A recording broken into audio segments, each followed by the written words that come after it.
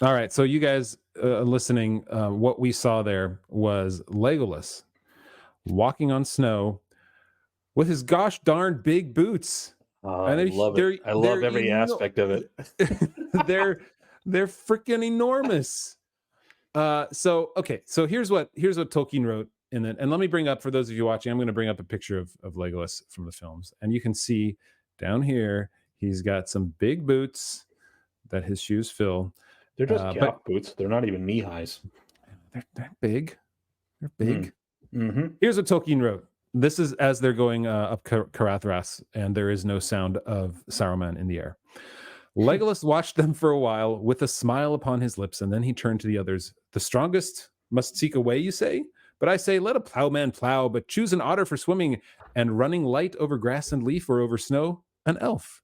With that, he sprang forth nimbly, and then Frodo noticed, as if for the first time, though he had long known it, that the elf had no boots. No boots, I tell you, no boots, but only wore light shoes, as he always did, and his feet made little imprint in the snow. So this is a change not by just omission or addition. It's a change by like manipulation. So they're actually saying, no, his shoes are not good enough. We have to make them into boots. Am I leaning too hard into the whole boot thing? Well, I feel like, just for our listeners who may be listening to this who don't understand the personal history from this podcast of this particular issue or the related issues, it isn't about the boots necessarily, but it is about him running over snow. It's about that passage that Jonathan read. It's an inside joke on this podcast. The reason it's an inside joke is Jonathan, of course, when he was on the Babylon Bees podcast, brought up that he can't stand that Legolas runs lightly over snow because it doesn't appear to work. Legolas is not appearing to be governed by the same physics that governs everybody else, and other reasons. Not only that, he appears to change the physics based on his need. Okay, so that was Jonathan is well known for his dislike of that passage. I, on the other hand, based upon, especially as we pointed out when we read on fairy stories later on, I pointed out that I think it's actually perfectly consonant with Tolkien and what he's trying to tell us about elves, which is that they are fairy. They are from fairy. They are not fairy, Fairy, the stupid, silly little creatures. They are in the older tradition of fairy. They're not Tinkerbell. That's right. Good way to succinctly put it. But they come from an older tradition of fairy, as in this other dimension, essentially, this other world, this other path, and that the world has different rules for them than it does for humans, for example, and in small ways, and not in every way, but in some ways. And so this has been just for our listeners that have never that don't understand why we're chortling over this. This is an inside joke. So in that vein, though, the reason I think it's important to bring that up is because of there is something that flows from that, I believe, on this particular issue. So maybe we should bring up the lore friendly, our first question, because I think it bears upon that side of things. All right, let me get that. So the first question, as always, is it lore friendly? Michael, you said you had something to start with. All right, so is it lore friendly? Yes, it is indeed lore friendly, and here's why. I think that in the lore, Tolkien is using the boots. He points out the shoes instead of the boots. Like Frodo notices the shoes, right? It's a thing that's noticed and written down later, because of course it's Frodo with some help from Sam and a couple other potential additions that are writing the whole work of the Lord of the Rings. That's the conceit of the books. So he's noticing Legolas's shoes. I think that's Tolkien's way of pointing out to us Legolas is unaffected by the elements. He doesn't need to have boots to, like everybody else, to protect his feet. He's just this elf, this fairy, essentially. He's of fairy. And so the elements just don't affect him the way they affect everybody else. And he then proves it by running off over the snow. So Tolkien's trying to make a point about Legolas's status in the world as from fairy. I think in the movie, the boots convey a similar theme, but in a different way. So I think the boots are there because he would look silly in shoes in the movie. He would look, in fact, it's very difficult for a movie to portray him seriously as an archer, as a warrior at need, and as an elf, without him being clad seriously as a warrior. And so I do think that in a completely visual medium, Because there were never any warriors who didn't wear boots in the history of well, the not that we're world. light shoes. That's not a thing that warriors do. They don't wear light shoes. There were warriors that wore other things than boots, no doubt. But because boots are a norm in this era. Shoes are a little bit of a catch-all, though. I don't think he was wearing like cloth slippers necessarily. He didn't describe his shoes in any sort of detail other than they were light.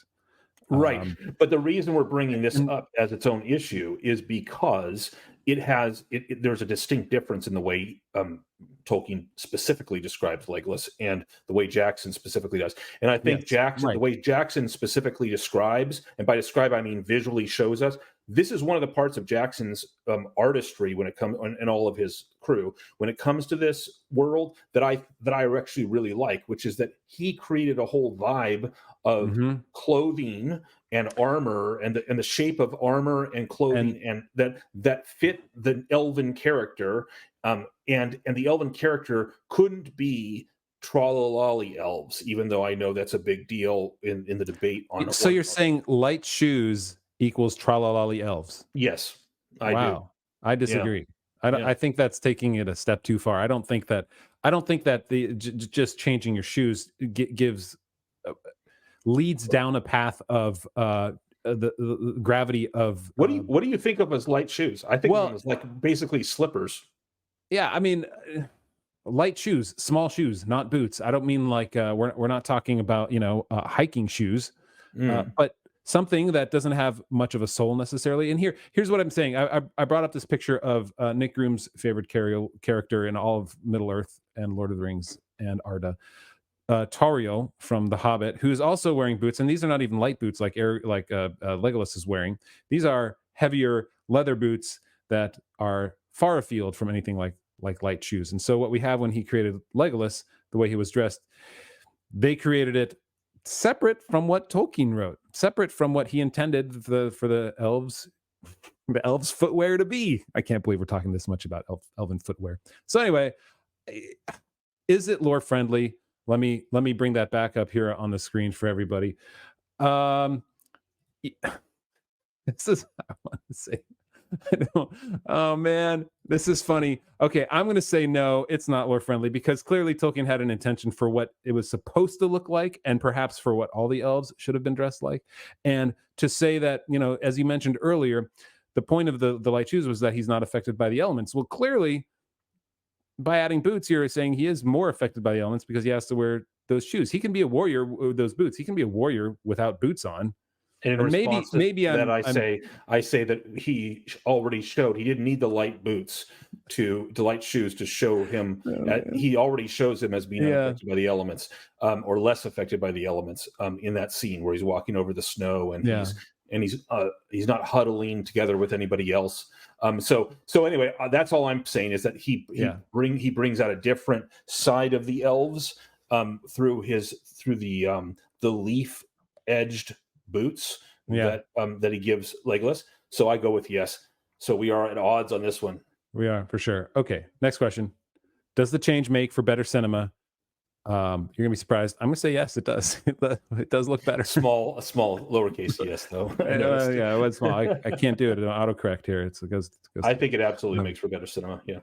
I mean, it does look better. Although, because here's the thing, in how Tolkien described it with that quote from how Frodo saw it. Frodo noticed, as if for the first time, though he had long known, that the elf had no boots, but wore only light shoes as he always did, and his feet made a little imprint on snow. It's not just a description of the character; it's another character noticing the character, and I think there's more import to that than he had one axe.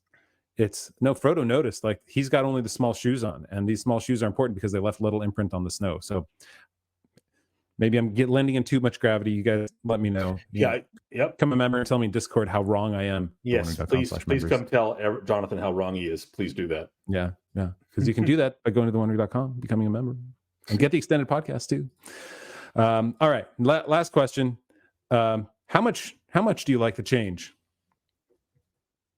For me, it's a solid like. I really like the elven. I I really like the elven feel to the elven clothing. That includes the boots, which there would have been detraction by giving him light shoes to that. I like I've always loved the dwarven garb and the elven garb and the Rohirrim garb and the Gondorian garb and everything they The did for Numenorean garb, the the orc. Celebrimborian garb. No? Shush, we're not talking about Rings of Power. um and so yeah, I it's a solid 4 for me. 4. All right. Yep. Huh. Interesting. How much do I like the change? I actually agree. It probably does make him look better. 3.6. No, 3.7. I'm going to say it probably does make him look better, even though I think it's not lore friendly, and they probably could have made him look pretty good even without heavy shoes. I mean, even if it was sort of like shoes that had straps going up rather than whole boots, like those would be like light shoes or like anyway. 3.7. That's what I say. I feel like it's finally out of my system. Like maybe we can drop the whole Legolas walking on snow with light shoes part for a while before you get back to my Except case. that in the extended edition, one of our wonderful subscribers asks a further question that will require Jonathan to revisit Legolas's ability to act contrary to human physics. Well, the question will be essentially like if Legolas could jump on falling rocks, what could he do with falling snow? And we will address that in the extended podcast if you listen to the whole episode.